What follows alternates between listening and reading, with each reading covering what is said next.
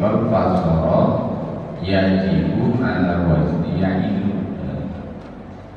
ala haddi qawli fa amri aw mudhari'in min tawa'in bin wa fi ra'iddatin atau amin. Summa yajibu alaika maka kari-kari wajib ing atas sira anta'lamama yen tahu sira ing barang kang wajib ing sira ofiru opo minggawenan minal wajibati syariati saking sekehekan wajibkan bangsa agama alama umirta bihi ing atase barang kang perintah sira bihi kalawan barang lam li ta'lil taf'ala dzalika drapun yenta migawe sira ing mangkono-mangkono manumirta wa ma yalzamu katarkuhu lan barang kang wajib ing sira apa ninggalin minal manahi saking pirang-pirang cegahan litasruka dzalika lapun yenta ninggal sira ing mangkono-mangkono ma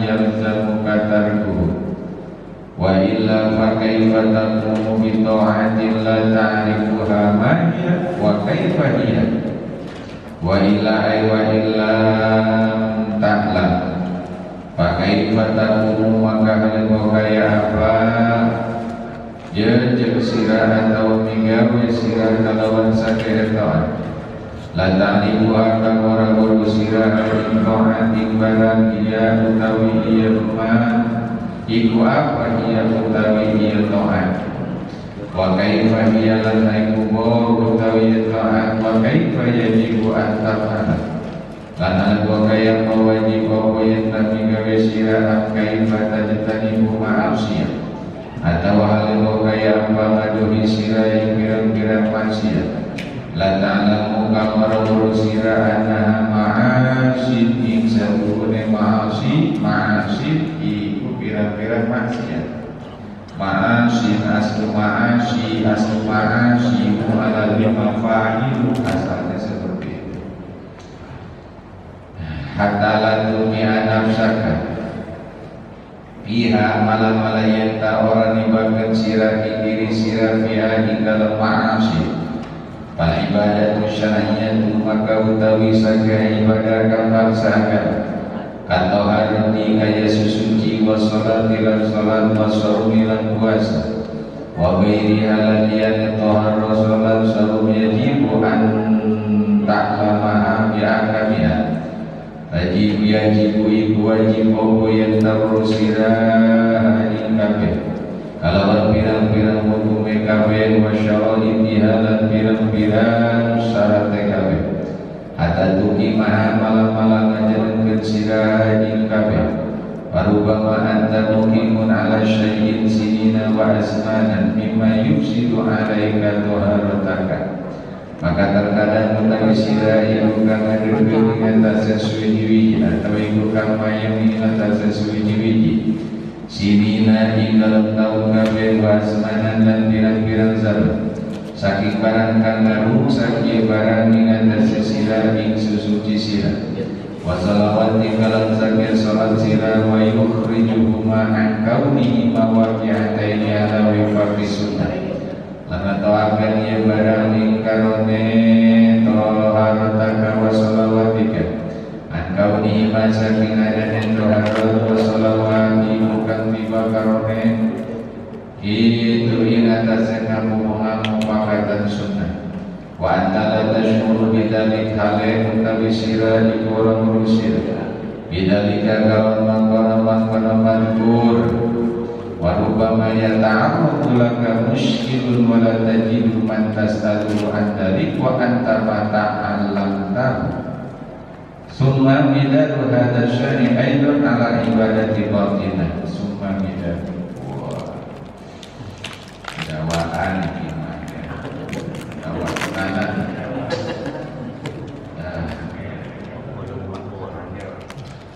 hadirin jamaah kaum muslimin jamaah majelis taklim Masjid Jami' Al-Muttaqin yang selalu insyaallah mudah-mudahan selalu diberikan istiqomah oleh Allah Subhanahu wa taala, diberikan taufik dan hidayah sehingga kita bisa terus istiqomah dalam ibadah kepada Allah Subhanahu wa taala. Amin ya rabbal alamin. Hadirin jamaah yang dimuliakan Allah, pembahasan kita masih membahas seputar menjelaskan tentang masalah tingkatan yang pertama dalam ibadah, yaitu tingkatan ataupun tahapan ilmu. Karena tidak semua ilmu wajib kita pelajari, tidak semua ilmu wajib kita ketahui. Kalau seandainya semua ilmu wajib kita ketahui, wajib kita pelajari, maka pasti otomatis kita sehari-hari terus-terusan durhaka, berdosa. Kenapa? Karena tidak belajar. Dan sudah barang pasti kita terus belajar sampai mati. Ya, nggak keburu nikah, nggak keburu usaha, nggak keburu ini itu. Jika seandainya seluruh ilmu tersebut wajib kita pelajari, jika seandainya seluruh ilmu itu wajib kita ketahui, maka pasti umur kita tidak akan cukup untuk mempelajari semua ilmu-ilmu itu. Kenapa demikian? Al-ilmu tawil wal umru qasir. Karena ilmu itu sangat panjang, karena ilmu itu sangat banyak. Sedangkan wal umru qasir, umur kita itu pendek. Ya, ilmu itu sangat banyak, umur kita pendek. Maka tidak semua ilmu wajib kita pelajari, tidak semua ilmu yang wajib kita ketahui. Hanya 3 saja bagi golongan awam seperti kita itu wajib mengetahui dan mempelajari ketiga ilmu tersebut: ilmu fikihnya, ilmu tauhidnya, dan ilmu tasawufnya. Agar apa? Agar ibadah kita, iman kita sesuai dengan apa yang diperintahkan dan dituntut oleh Allah Subhanahu wa ta'ala. Kalau aki-aki begini nih, kita belajar ilmu syarah atau kita belajar ilmu nahwu, taruhlah ngaji ilmu nahwu kitab Alfiyah 1000 bait, 1 bait pun itu kadang-kadang 1, 2, 3 kali pertemuan. Kayaknya habis waktu kita untuk ngaji Alfiyah. Kayaknya udah mau kepuluhan.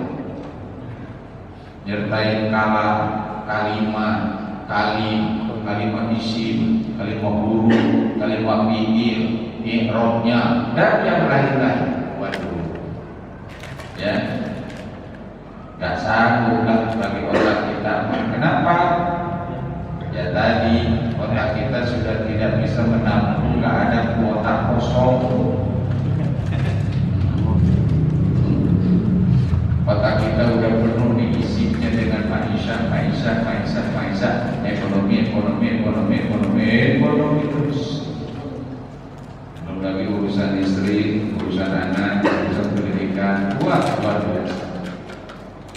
Nah, maka tidak semua ilmu wajib kita pelajari, tidak semua ilmu wajib kita ketahui. Ya. Maka yang lain yang selain daripada ketiga ilmu tersebut hukumnya fardu kifayah. Sedangkan 3 ilmu yang wajib kita pelajari hukumnya fardu ain. Nah, untuk meniti tahapan awal untuk ibadah kepada Allah Subhanahu wa ta'ala agar benar menurut syariat agama, maka kita harus bertahap, kita harus belajar tentang ketiga ilmu tersebut.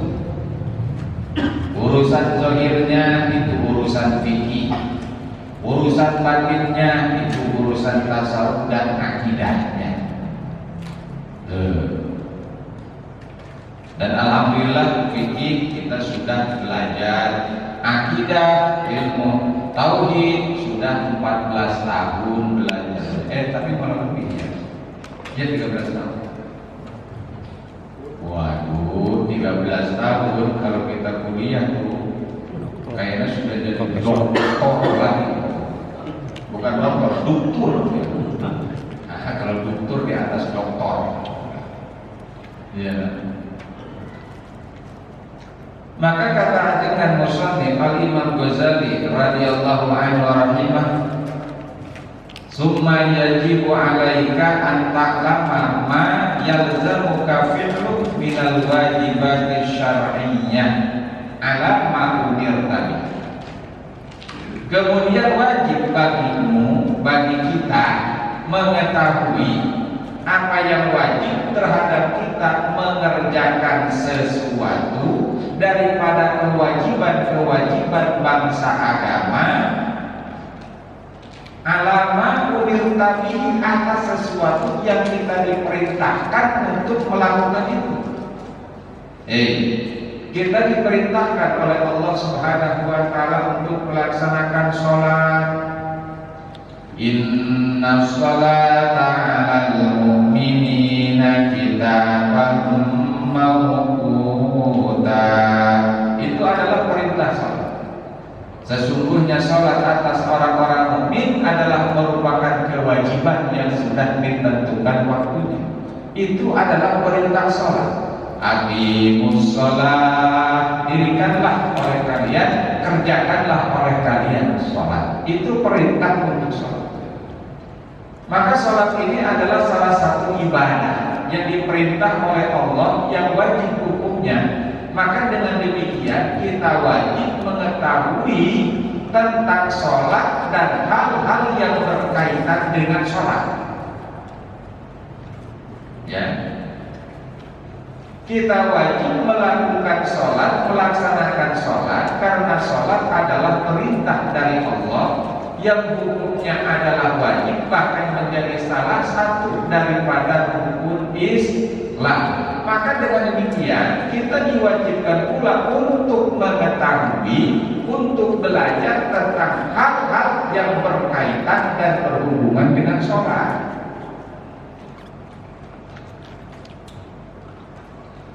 Nah, perkara-perkara yang berhubungan dengan sholat itu banyak. Satu, mencakup persyaratan-persyaratan sholat. Yang kedua, mencakup tentang rukun-rukun sholat. Yang ketiga, mencakup terhadap pembatalan-pembatalan sholat. Dan yang keempat, mencakup terhadap kesunahan-kesunahan ataupun adab etika-etika sholat. Maka itu wajib kita mengetahuinya dan belajarnya agar ketika kita sholat sesuai dengan sholat yang dituntut dan diperintahkan oleh Allah. Ya. Contoh dalam persyaratan sah sholat saja kita harus suci daripada hadas dan najis.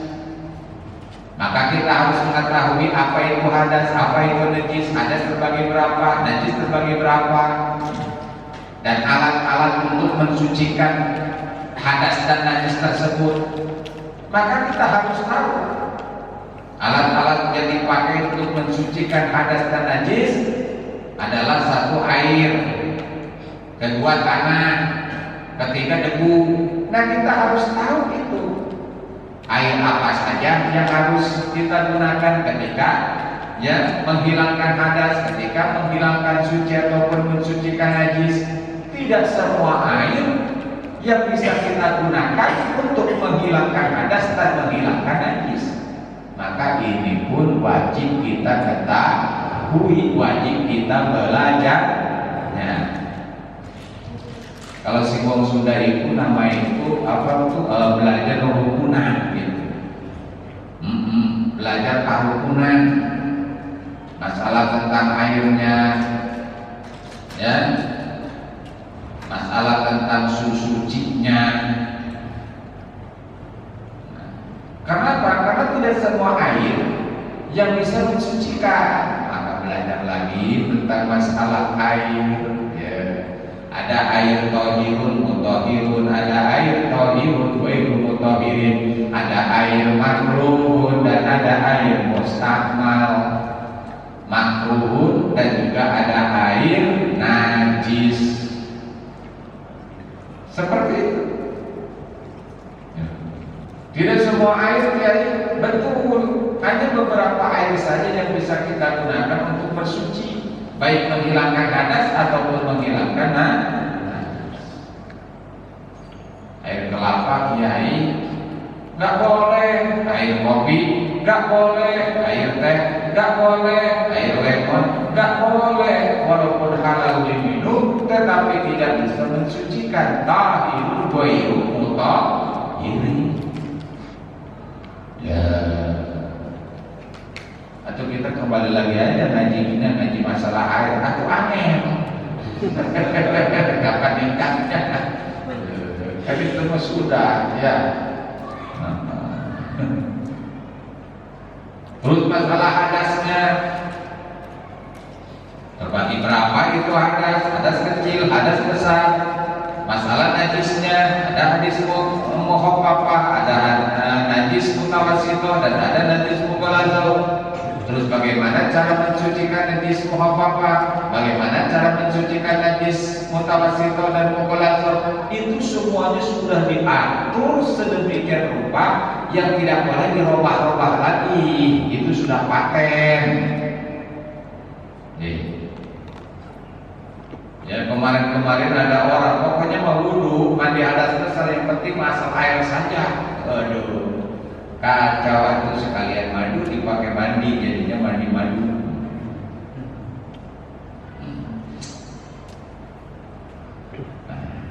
Karena ini wajib hukumnya, ya, agar kita melaksanakan perintahan itu sesuai dengan proporsionalnya, sesuai dengan aturannya.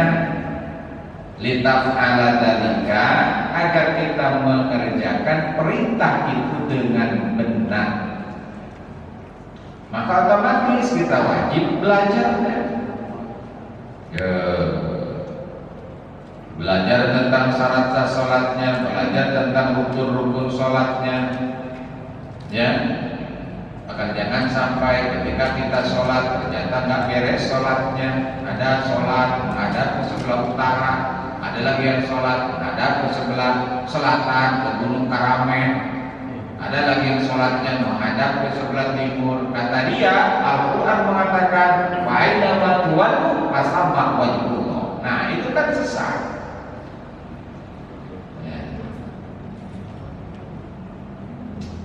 Nah ini bahaya. Satu. Yang kedua, summa yajibu 'alaika an ta'lama ma yalzamuka tarkuhu minal manahi litasruka dzalik.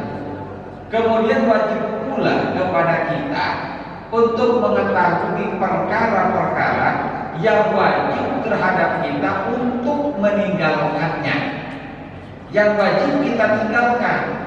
Sehingga ketika kita sudah mengetahui perkara-perkara yang wajib kita tinggalkan, maka otomatis itu tidak bagi kita harus meninggalkan daripada seluruh larangan-larangan dari Allah.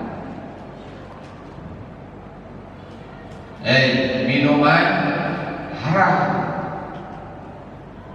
zina haram, mabuk-mabukan haram, judi haram, korupsi, mencuri haram, membunuh tanpa hak haram, berbohong haram, khianat haram, ya, dan yang lain-lain. Menggunjing orang haram. Nah, kita wajib mengetahui larangan-larangan itu. Kita wajib mengetahui tentang larangan-larangan di dalam agama agar kita tidak melakukan ataupun melaksanakan yang dilarang itu, sehingga kita terjerumus di dalam larangan-larangan itu. dan konsekuensinya ya jelas. Ketika kita melakukan larangan-larangan agama, maka di situ ada konsekuensi dari Allah, ancaman dari Allah. Apa ancamannya? Ya siksa neraka lah. Mabuk-mabukan haram, maka ketika seseorang mabuk, maka dia diancam, maka dimasukkan ke dalam nerakanya Allah. Seseorang berzina, maka dia diancam, maka dimasukkan neraka oleh Allah. Seseorang tidak melakukan sholat, tidak melakukan puasa, karena itu larangan agama, tidak boleh meninggalkan sholat. Tapi kadang-kadang kalau kita maaf, kadang-kadang nih, ntar aja, baru juga adan, masih lama, baru juga selawatan, ntar masih lama. Kemudian entah nanti keburu mati. Ntar aja lah, masih banyak waktu. Waduh, ntar aja kalau udah kaya baru ngaji. Kenapa kamu gak ngaji? Waduh, karena saya ada kebutuhan miskin, kiai, sehingga sibuk, gak pernah ngaji. Atau tambah rugi.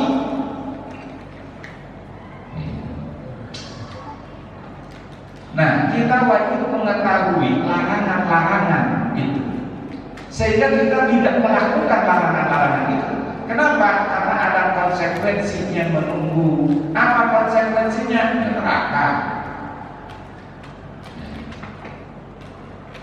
Adapun itu mah kenapa itu arak dimabukkan?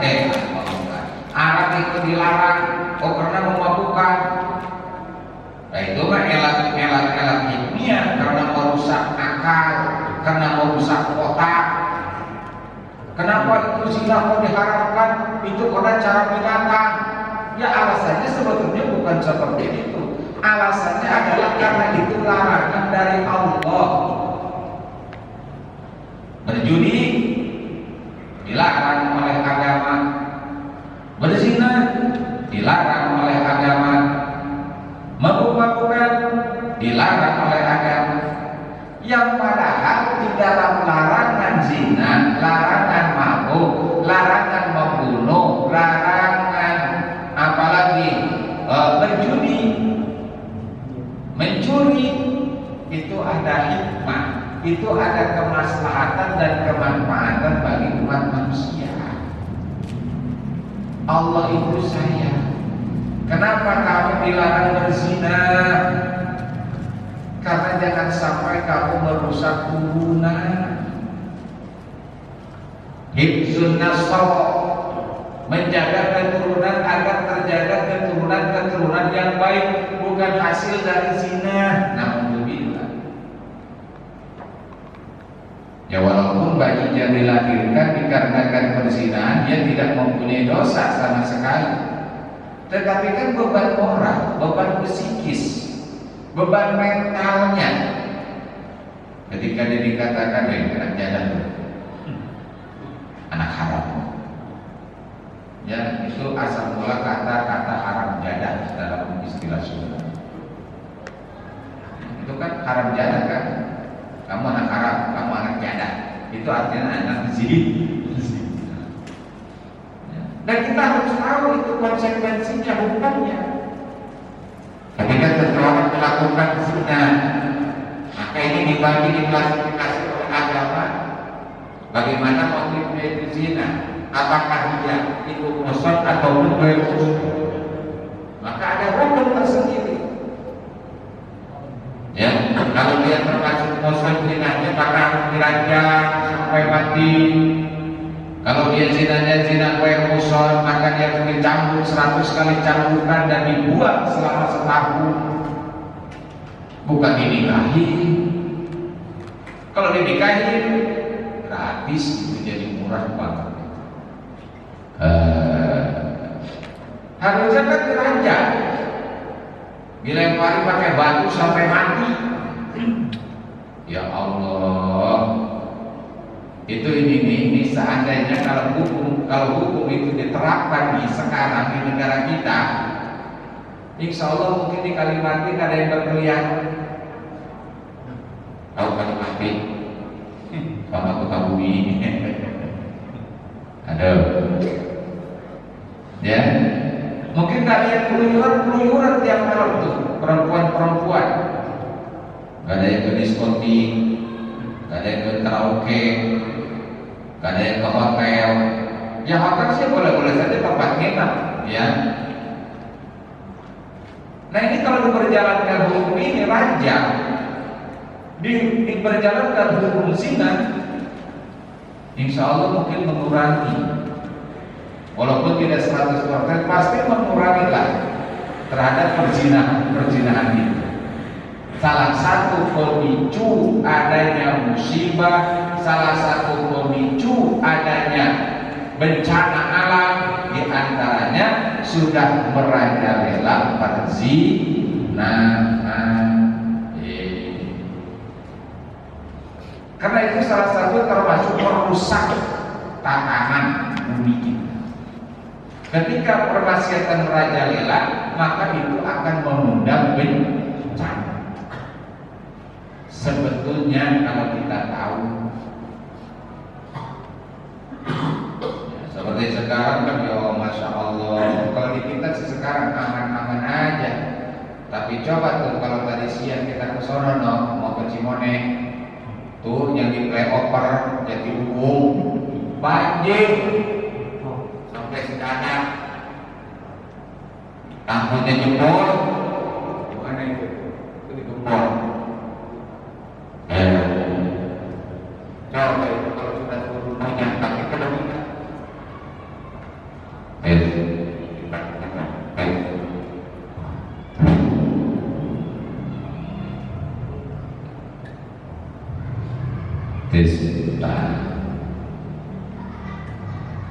Hukum zina saja coba diberlakukan. Atau ada yang mabuk-mabukan, jilid supaya jerak dia. Ya kalau itu masukin aja penjara, mudah, ada duit keluar, ada backing keluar. Malah bisnis narkoba di dalam penjara. Ya Allah, buang katanya kerusak kawangan, tetap aja. Ya Allah, ya. Suruh memberantas narkoba, jadi bandar narkoba. Ya Allah. Ya, seperti itu. Makanya nggak bakalan berhenti. Jadi kita saja ya alhamdulillah, nggak ada longsor, paling banjir. Tapi coba kalau daerah sana. Nah, jadi kita wajib mengetahui tentang apa saja yang dilarang oleh agama. Artinya yang dilarang oleh Allah dan Rasulnya. Litafruqa dzalika, agar kita meninggalkan larangan-larangan itu. Ya, kalau kita tidak tahu, judi itu haram, kita nggak tahu, judi terus, slot terus, judo terus, riba itu haram, bangke terus-terusan. Tahu bangke? Bangke liling, bang emok, pinjol tersebut. Maka kita harus tahu bahwa itu haram. Menurut zina itu haram, nanti ada hukumannya namanya hadul qadam. Mencuri itu haram, nanti ada hukumannya had sirqah, harus dipotong tangan. Membunuh itu haram tanpa hak, nanti ada hukumnya qisas dan yang lain-lain. Tapi kalau di kita sekarang, waduh enak banget, duit di atas segala-galanya, duit di atas hukum. Kakek-kakek menjebak burung, ya dapat 5 ekor, di penjara 2 tahun. Di penjara 2 tahun itu kakek-kakek umur 71 tahun. Ya, dia usaha untuk menutupi kebutuhan, mencari makan dengan menjebak burung di pinggir hutan. ditangkap di penjara 2 tahun. Harusnya kita pikir kenapa itu guru pola kepingin utang, karena dalam utangnya sudah